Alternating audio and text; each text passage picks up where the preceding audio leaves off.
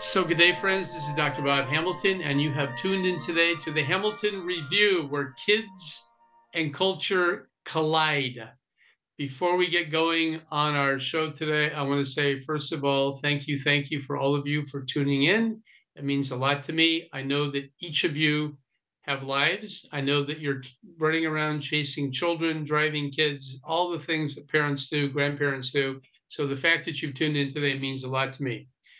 If you like what you hear, pass it on to friends and family. I say that because the people I bring to you on a weekly basis are remarkable, amazing people. And today is really, really no exception. It's an honor, a great honor for me to welcome to the Hamilton Review, Dan Senor. Dan, welcome to the Hamilton Review. Hey, great to be with you, Dr. Hamilton. I really appreciate it. I'm looking forward to this conversation.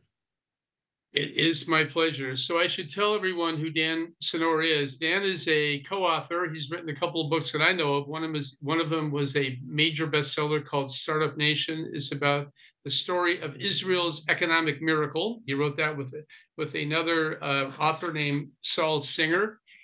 But his more recent book is a book which caught my eye called The Genius of Israel. There it is, friends who are watching on video. It looks just like that. The it is it is easily available on Amazon. And so we're going to talk about that book because there are parts of this book which are really relevant to what's going on in the world today. Dan has worked in government, and he is also more recently the host of the podcast Call Me Back, which, by the way, just parenthetically, I listened to. Phenomenal podcast about what's going on, particularly in what's going on in Israel today. So, Dan Senor, thank you for making the time to be here. Thank you. Before we Thanks. talk about the topic I want to get to, I'm going to give the microphone over to you and have you tell us a little bit about your life, where you grew up, and how you came to do what you're doing today. Well, I was born in upstate New York. My father was involved with Jewish community life in the United States. He was also my mother is a Holocaust survivor. She was a little girl during the Holocaust, was on the run, was saved by what we call righteous Gentiles. She and my father raised us with a deep connection to Israel, to great, big centerpiece of our life, Jewish communal life, Jewish ritualistic life, and so that was our world. Obviously, as I said, the state of Israel and the history of the Shoah, of the Holocaust, were very prominent in our upbringing. And when I was very young, my father was working for the mayor of Utica, New York, and the mayor lost his reelection. My father was out of a job, and he got a job offer to work on selling Israel bonds from the state of Israel in Canada. And that's what brought us to Toronto. So we moved to Toronto when I was very young, and I spent it was just supposed to be a couple of years. And we never got Canadian citizenship. We just were U.S. citizens and wound up staying there for quite a while, much longer than anticipated. My father passed away there unexpectedly, and so I stayed on there a number of years. And then when I left Toronto, and left Canada, I was in Israel. I studied for a year at the Hebrew University of Jerusalem, and then went into U.S. politics, worked in political campaigns and government in the Bush administration. Um, Ultimately went into business and sort of have been between business and government throughout much of my adult life, and had a real interest in Israel during this time, and always studied Israel, spent a lot of time in Israel, invested in Israel, a lot of Israeli companies, and wound up writing 2 books about it. Yeah, and they're great books. And the last one, of course, is they're going to be the conversation today, which is called "The Genius of Israel." And Dan, what really one reason why we're talking today is the whole issue of Israel being an outlier in terms of demographically what's happening over there. And I think let me just say a word to the listeners that is that right now there's a gigantic, for those of you who do follow demography, which is actually our future in a big way. know that the United States in particular, more recently, the fertility rate came out is down to 1.64, which is the lowest rate that the U.S. fertility has ever been recorded since they've been doing it, which has been about the 1930s. This is a big deal, and maybe Dan, I'm going to stop there, and maybe you're a demographer Well, in some ways. I'm So not a demographer, but yeah, I'm fascinated you to read and research demographers. yes, and so you may not be officially a demographer, but you know more about it than I do. So I'm gonna stop right there and say, tell us why a fertility. First of all, tell us what a fertility factor is, number one, and tell us why this is actually important for the future of a nation. You mean what the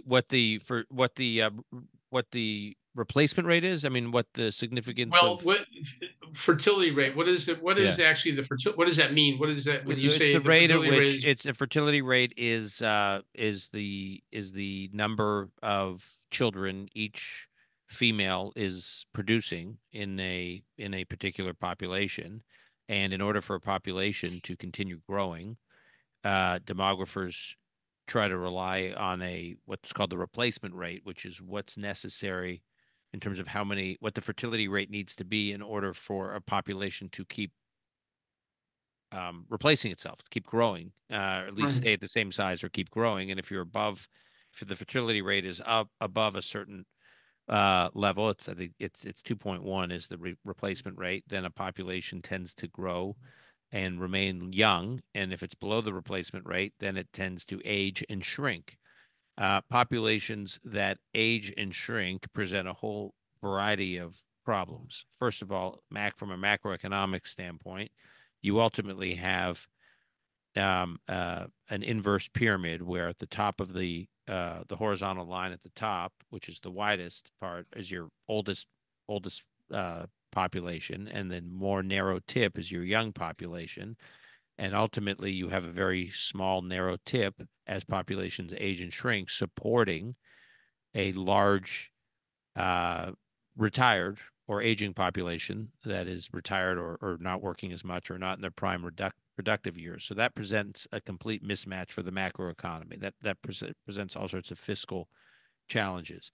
In addition to that, uh, if you look at the economies around the world, the societies around the world that are growing most from an economic standpoint, where there's the most innovation, where there's the most technological innovation, where there's the most sort of can-do problem solving dynamism going on in the society and in the economy, those tend to be populations that are young and growing. When people are aging, it's no fault of their own, it's just human nature, they tend to be focused on preserving what they have rather than working crazy hours and taking crazy risks to build something for the future. And it tends to be those places where people are taking big risks and working really hard, where some of the greatest innovations happen in the world, and those tend to be young and growing populations, not aging and shrinking ones. Yeah. There's a vibrancy to youth, and I think we all recognize that. I think that's pretty obvious. And as populations age, and I'm thinking about Japan. And Japan, you mentioned this in your book that in the 1970s, 1980s, Japan was there was concern that Japan would actually be the number one country in the world in terms of economic growth and everything. And Japan's fertility rate dropped off completely. And right now, I think the fertility rate is in the 1.3, 1.4 range. I don't know that number right off the top of my head, but it's very low. And that has had gigantic effects on population I mean, on the economics of Japan, and that Japan's not alone. I mean, other countries in the world, but Korea is extremely low, and Singapore. What is Singapore, Dan? It's I don't like know what way low. Singapore's off the top of my head, but Korea is one of the lowest in the world. I think the lowest actually. Japan isn't far behind. Italy is getting close to Japan. Europe is not far behind. The rest of Europe isn't far behind Italy, and the U.S. and the U.K. aren't far behind Europe. So, look, most of the Western world is heading in the same direction. Now, Japan and Korea are particularly bad. In the case of Japan, just to give you a sense of how much, and by the way, I was in Japan exactly a year ago, and a little over a year ago, and I was meeting with government officials there, and I would say, well, what's the biggest challenge facing Japan? What are you most worried about? And I just assumed it was geopolitical tension. They're right by China, threat from China in the region, China's hegemonic ambitions in the region, and they'd say, no, no, no. The biggest public policy threat or risk for Japan is our shrinking population. Schools are closing. You spend time in Tokyo or other major cities, you do not see people with baby strollers. You do not see children. You do not see playgrounds. When I say schools are closing, schools are literally closing. When I was in Japan, every day I would read articles about schools closing because they just were running out of kids.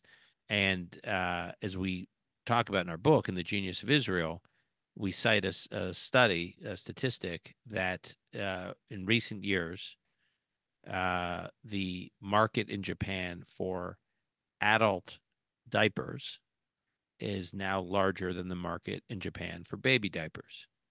That is a snapshot of a country that is shrinking and aging.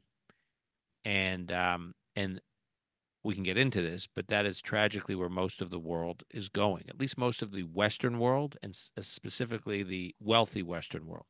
There's an ironclad law in economics and demography that as economies become more economically productive, as they become more productive, they become less reproductive.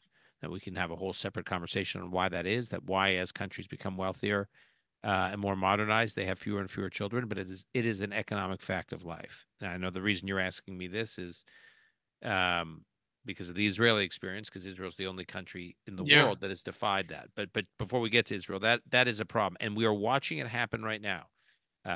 As we were working on our book, we were looking at study after study after study about how the global population, and particularly the Western democratic affluent countries, the populations in those countries were shrinking. And this is a new phenomenon. We in modern times have never dealt with a world in which populations are getting smaller and smaller. So this is where this brings us to your book.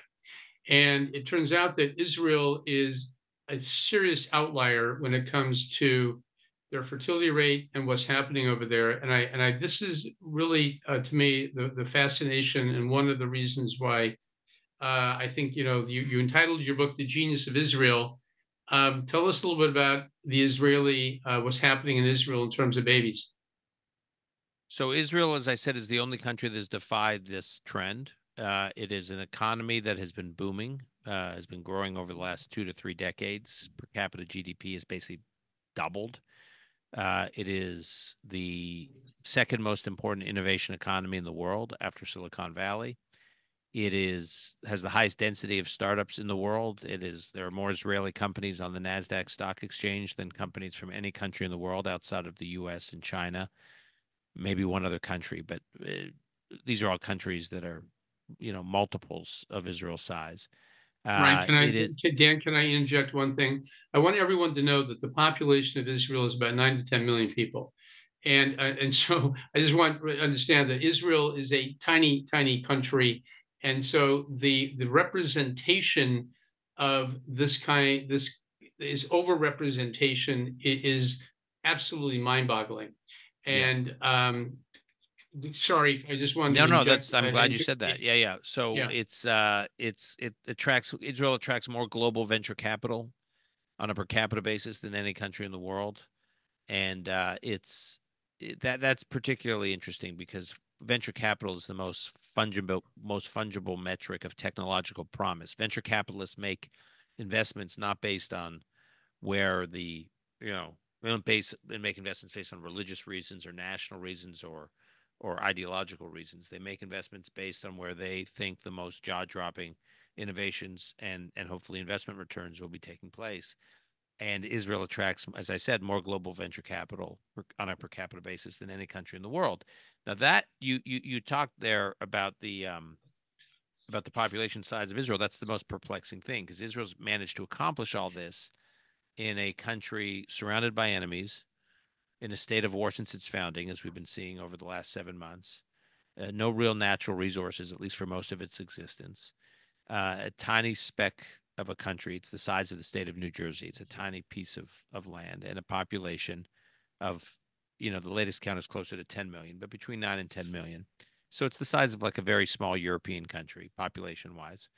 And it's got political polarization, it's got plenty of problems, and yet its economy and its innovation economy specifically has been booming and is one of the great centers of innovation in the world. There are over 400 multinational companies with operations set up in Israel. Everyone wants to be there. Virtually every sector wants to be there. And so there's all this dynamism. There's all this economic growth. There's all this wealth being created. So it's a pretty affluent place, relatively speaking. And yet they're still having lots of children, like a lot of children. The average Israeli, the fertility rate in Israel is somewhere a little over 3. Most Yep. Israelis have 3 kids. Many have 4 or 5 or more. And it's Yeah. not No, just you make a point. You make a point in your book that 4 is the new 3. 4 is the new 3, and it's not just religious. There's this caricature that it is the ultra religious Jews, the ultra Orthodox Jews that are having all the children, and that because they represent a meaningful size of the population, that explains why Israel is so populated with young people. And there is some truth to that, except they represent a small percentage of Israel's fertility rate, or the driver of Israel's fertility rate. The reality is what makes Israel exceptional in this regard is you have a lot of secular, very secular Israelis who live lives that on the surface have more in common with if they're working in the TV or film industry, more in common with those who live in and work in Hollywood, or if they work in the tech industry, more in common with those who live in, the Bay Area in California or in London or in Berlin, or New York City. And yet they're having 3, 4, and 5 children. And that is really unheard of anywhere in the world outside of Israel. Yeah. You actually mentioned that children are looked at as a status symbol. I find that to be fascinating. Yeah, children are very much celebrated in Israel. Having lots of children is celebrated in Israel. It is considered a sign of strength, a sign of success, a sign of optimism, a sign of patriotism. So for all those reasons and probably many others I'm not thinking of, they're, you it's interesting. So like I'm contrasting this with Japan because I mentioned them at the beginning of our conversation. You go to Japan, you don't see children. You go to restaurants, you don't see children. So you get the sense that children are not, it's not to say that they're not welcome, but they're just not part of daily life. In Israel, you spend time in Israel, you walk around, you see children everywhere, not just in playgrounds. You see children, couples with children while they're out having date night in restaurants. You see children in offices. It's very common in Israel for Israelis to bring children to offices for whatever reason. Conan O'Brien did this great. He used to do this series on television where he'd go visit one particular country each season and do like a deep dive on that country. The comedian Conan O'Brien, and he did one on Israel, and he went to Waze. Waze is an Israeli company. It was ultimately sold to Google. But the headquarters, the Waze headquarters in Tel Aviv, he went to it, and he saw. We write about it in our book, in our most recent book, in The Genius of Israel. He sees all these children at the Waze headquarters. He says, "What are you doing? Is this child labor? Like, what's going on here?" And it's just very normal. Can I interject a personal note? Okay, Of I've course. been to Israel, friends, for many times, and every time I go to Israel, this phenomenon, it jumps out at me. It definitely did as a pediatrician. I see all these kids running around, and I will tell you, Dan, this kind of there was something about Israel that reminded me of my youth because as a kid, I grew up in a suburban small town, but a little neighborhood where every house had kids, and honestly, I had a wonderful childhood. I literally would get up in the morning, walk out the front door, and I would not come back till the sunset. And we would play all day long with the kids in the neighborhood. And it was a very kind of an odd thing for me to be in Israel and feel remarkably like I was revisiting my childhood. And that is something that I don't see in my neighborhood currently in Santa Monica, that's for sure, and in American neighborhoods in general. So this is a little bit of a throwback to the 1950s and 60s when I go to Israel. I'm sure that comment has been made by other people Yep. too. Yep. I hear that a lot. It's really, really amazing.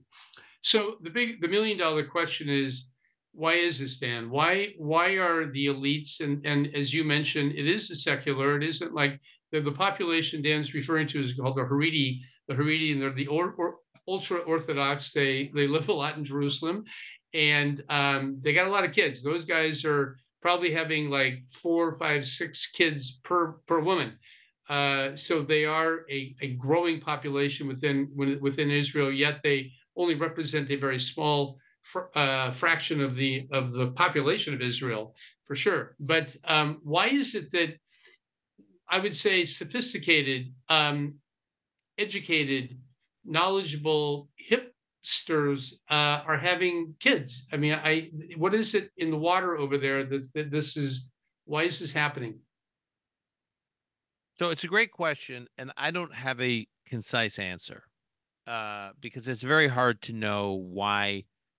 I mean, choosing to have children and choosing to have a lot of children is obviously a very personal decision, and it's hard to this is one where there's not a lot of great data on because you don't really know what's inside people's heads. That said, we interview a lot of people, hundreds of people for our book. At the end of our book, you can go through and see every person we actually interviewed. We list them all, even those we quote, those we don't quote. And we talked to a lot of them about those who had children. And what you hear over and over is the sense that, first of all, it's the norm, as I said, having kids, as you and I were just talking about. So that's like the thing to do. And there's a sense also that Israelis tend to be, even after the last few months, which have been horrendous in Israel, but even after the last few months, there is a sense of hope in Israeli society, a sense of optimism about the future, and so when you are optimistic about the future, you tend to want to invest in the future. And there's no greater way to invest in the future than bringing a child into this world and launching them into the future. They are your future. And if you are pessimistic about the future, you tend not to be, most people, not all. This is what I kept hearing from people, as enthusiastic about bringing a child into this world. So that's another part of it. And then finally, I would say, and this is complicated, and I don't hear people articulate what I'm about to say as explicitly as I'm about to say it, but it's just a sense I got. Basically, about a third of the Jewish people were wiped out during the Holocaust. Jews have been on the run throughout most of the thousands of years of Jewish history. And Jews have been persecuted in almost every country and every society and basically every situation they've been in throughout their history. And populating and repopulating the community, the ranks of the Jewish people with more people, I think many Jews feel they have a sense of responsibility to do that. So is that something in the minds of, or is it just kind of almost I've heard a number subliminal? of Israelis mention this. Yeah. So I hear it over and over. I think that also the fact that Israel is a Jewish country. I mean, this is where I think they feel free to in these days where they were running or they were trying to fit in and they were being ostracized. Obviously, that presents a different dynamic, and I do see that. This is my observation, Dan, that American Jews in this country do not have large families like this as a general rule, unless they're very conservative. But I think that the majority, I would say, like, I'll tell you what. Can you speak to that? You're asking what American Jews and their. I'm talking about the difference between the Jewish population in Israel versus the Jewish population in America. I'm not seeing the same sense of four being the new three in But that's a our local. function. But that's a function, I believe, of, again, there's a risk of generalizing here, but that's a function of how assimilated those Jewish families are into American life. It is the American norm now, as we were discussing earlier, to have fewer and fewer children. So if you are a Jewish family living in America, but you're very assimilated into American life, and you are not particularly traditional or religious, then it's not shocking that you would, be more in line with the broader American trend on fertility. Yeah, Those who tend to be more religious and more traditional are more likely to defy those trends. What's unique about Israel is it's a whole country defying the trend. yeah. No, you're absolutely right, and I do think that there is a relationship between. And look, I'm not Jewish. I am a Gentile, but I'm not blind, and I see that certain more liberal denominations of Judaism, the Reformed, maybe maybe some of the conservatives as well. But certainly the very ultra conservative in this country, they do have a lot of babies, and I see that because I take care of their kids. But it's an interesting phenomenon. I think that assimilation does have a gigantic effect, and actually fitting into the culture um, results in maybe decreased kids. I do think too, Dan, that the other thing too is the exposure. This idea that you mentioned about this Waze example that you gave about uh, the guy going and watching looking around the office of Waze, which by the way cracks me up. Conan That O'Brien. whole what's that? Conan O'Brien. Conan O'Brien, yes. Okay, that right. So when that makes me laugh, but because I think that the idea that children are more involved in the life of of Israelis. I mean, they're at work, they're at dinner, they're everywhere, and I think that exposure to a degree makes other people who maybe don't have children or are younger and thinking about children, they're not afraid of children. What are your thoughts about that? I, I don't think it's such a calculation in Israeli society. It's not like, what do I fear? What do I don't fear? What do I just think it's the norm. It's what they're comfortable with, and they learn how to integrate it into their lives. Like, it's just not it's the way it is in Israel. It's not, you know, and also, by the way, because Israel's such a small country, and because there's so much emphasis on intergenerational relationships.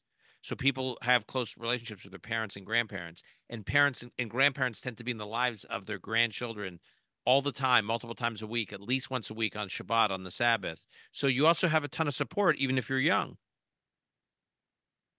Yeah, you mentioned that like almost 80% of families, the grandparents are part of the caretaking force that was required to, shepherd these little people in along the way. So I think that grandparent support is a big deal.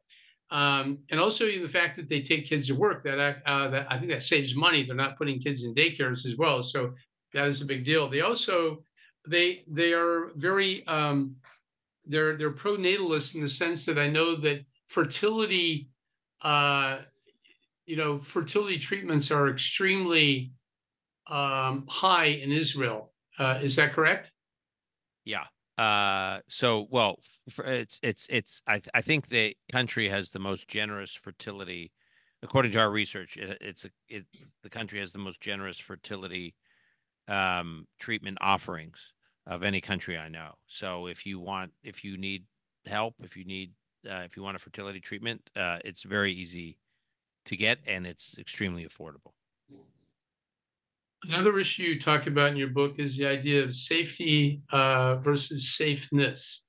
And can you speak to that? Because I find this to be an odd thing too, that Israel, being a country which is literally bordered on the three sides of, and to a degree on the fourth side now with Gaza, but on all sides by people who are trying to get at them, there is a certain amount of freedom that children enjoy, and this idea of safety versus safeness, I guess. You made a very important point in your book about that. One of the reasons Israeli society is so healthy, not just physically healthy, but healthy, the societal health, the emotional health, the mental health, the national health, the communal health, the sense of solidarity, is young people are empowered at a young age to have real responsibility, to take real risks, to um, not be helicopter parented, and you see it manifest. So that's what that's so it's a safe country. You can go. I know it's odd to say, well, given events, but we've seen. But just from a day-to-day life standpoint, it is easy for a child to stay out late and you not be worried about them. It is easy for children to walk home from school by themselves and you not be worried about them relative to the violence and some of the chaos we've seen in American cities. And so they're not overprotected. They're not helicopter parented. And I think it gives children a tremendous sense of self-esteem, a sense of empowerment, a sense of responsibility. And it creates a very healthy dynamic between children and parents, between just among children. And youth movements and kind of youth community are a very big part of Israeli life. The scouting movement, which we write a lot about, is one of the most participated in movements in Israeli society. Young people at a very young, 10 years old, start participating in the Scouts movement. Overwhelming majority of Israelis participate. Obviously, the army, overwhelming majority of Israelis serve in the military at a key formative age of their lives, 18, 19, 20, 21. And at each of these stages, these young people are given enormous responsibility.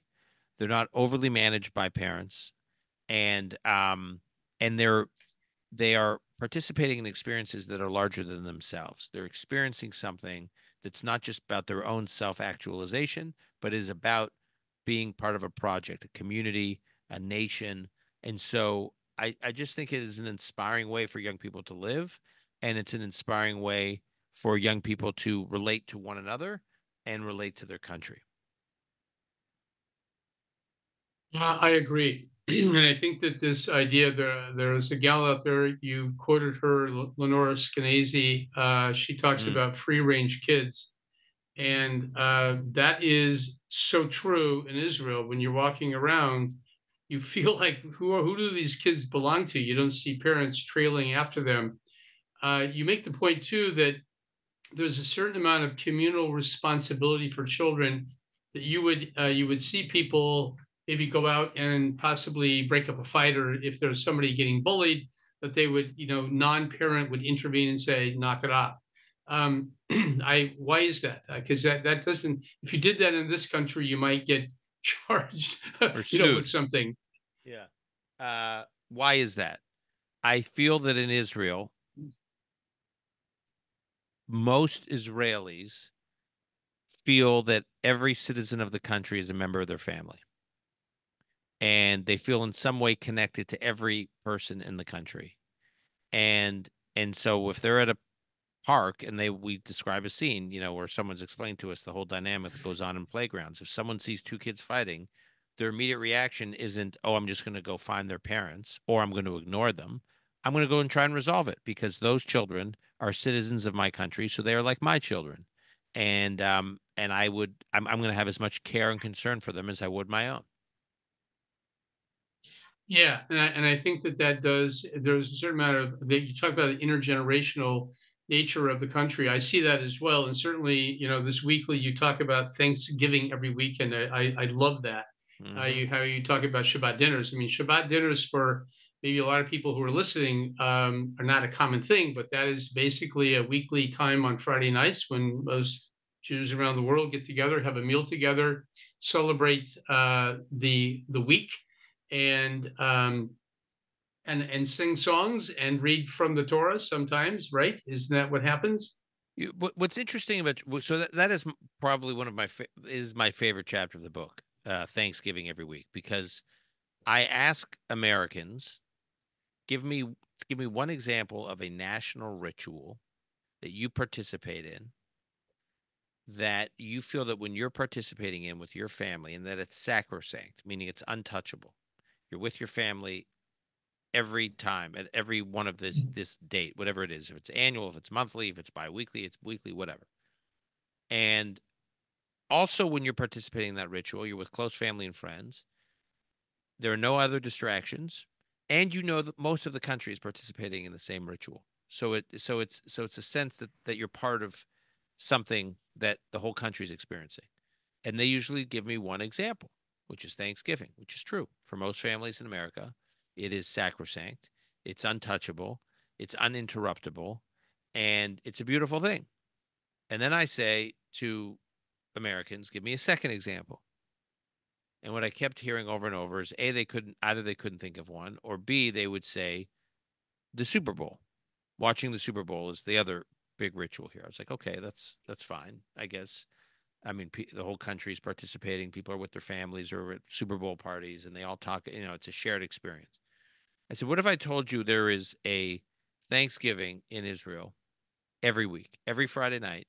Families get together, 2 generations, 3 generations, sometimes 4 generations, and and it's just like I said, it's untouchable. It's just understood that every Friday night you're with those people, and that some do it more religiously, more traditionally. Others do it more with less emphasis on all the blessings and all the singing, but they still do it. They're still with each other, and they will say at least a couple of prayers.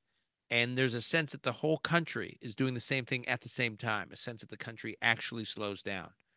And I think that is very healthy for families. It's a very healthy environment for children to grow up in. It's a very healthy way for young people to be connected with older people. Grandparents are with their grandchildren every Friday night. And there's something powerful to know that you're sharing in this ritual that the whole country's doing too. It binds you to the country as well. Yeah, no, no, it's a powerful thing, and I have been in Israel on Shabbats, and for someone who is, I'm not going to Shabbat dinners. I can tell you the country shuts down. If you're looking for a dinner or whatever, if you're looking around for something, you're going to have a tough time finding it sometimes. Well, listen, Yeah. Dan, I'm watching the clock. Yeah. I made a promise to get you out at a reasonable time. Thank you. Um, I'm going to end this conversation here. I want to remind people of the name of the book. The name of the book is The Genius of Israel. This is a book for everybody to read. What Dan just said, by the way, this whole idea of a Thanksgiving weekly, that's a challenge, friends. For those of you who are not Jewish, if you don't have some kind of a ritualistic time or a time where you routinely get together, like frequently, whether weekly or not, that's a wonderful challenge, and I think that that's something that we can emulate our Jewish friends in this regard. So, and Yeah, every I time would say I we quote a public intellectual, serious thinker named Mika Goodman, who's a big character in our book, and he makes the point that communities don't create rituals; rituals create communities, and the power of ritual is what brings people together. Rituals are not created by a community; it's the ritual that's the catalyst for community. And so in Israel, there's this ritual. And what does that ritual do? It brings people together. I mean, in the United States, I know we got to wrap, but in the United States, there's this astonishing study that we cite in the book that large, unacceptably high number of older Americans can go the entire week and go the entire month with never talking to someone under 30 years old.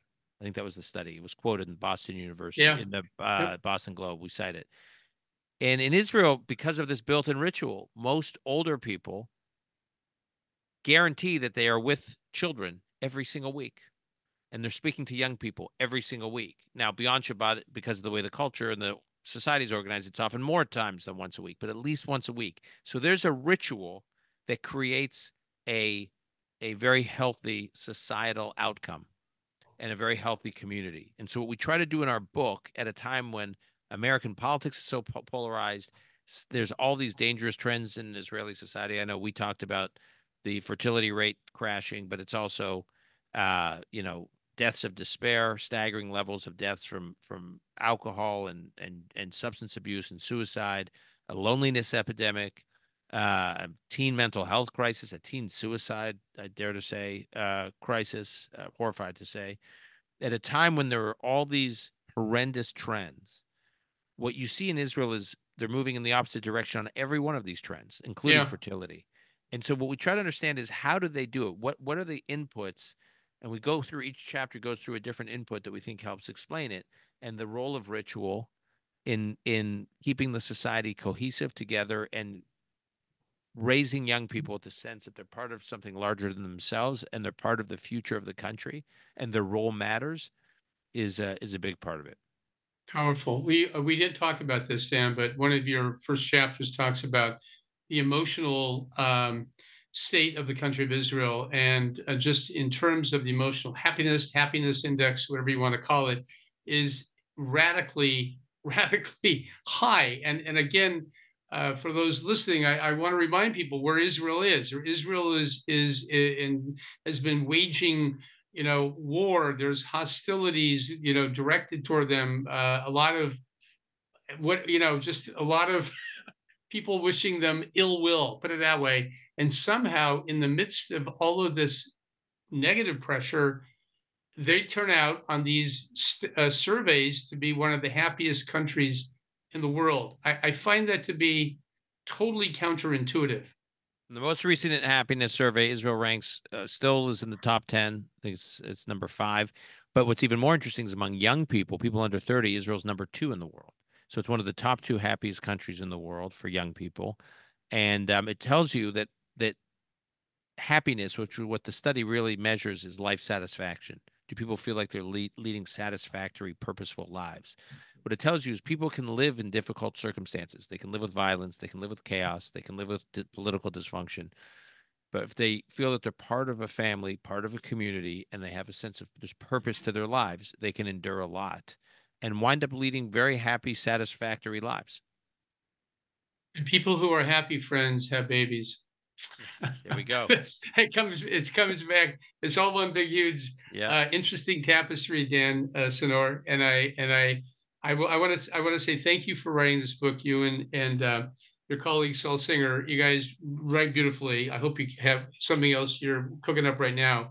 But we're gonna wrap it there. How do people find you, Dan Senor?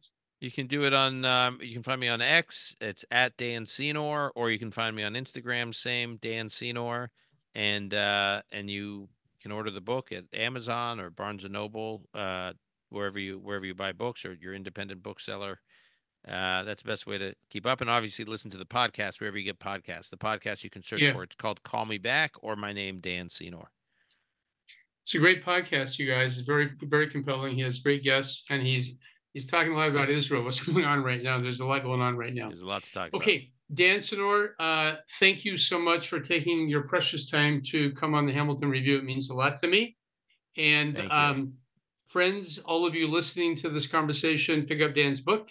And thank you all for being here. It means a lot to me as well. So until next time, be well, be safe. Bye-bye. You have been listening to the Hamilton Review, where kids and culture collide. Thank you for allowing us to be a part of your day. Tune in again next week on Apple Podcast. Rate and comment and tell a friend.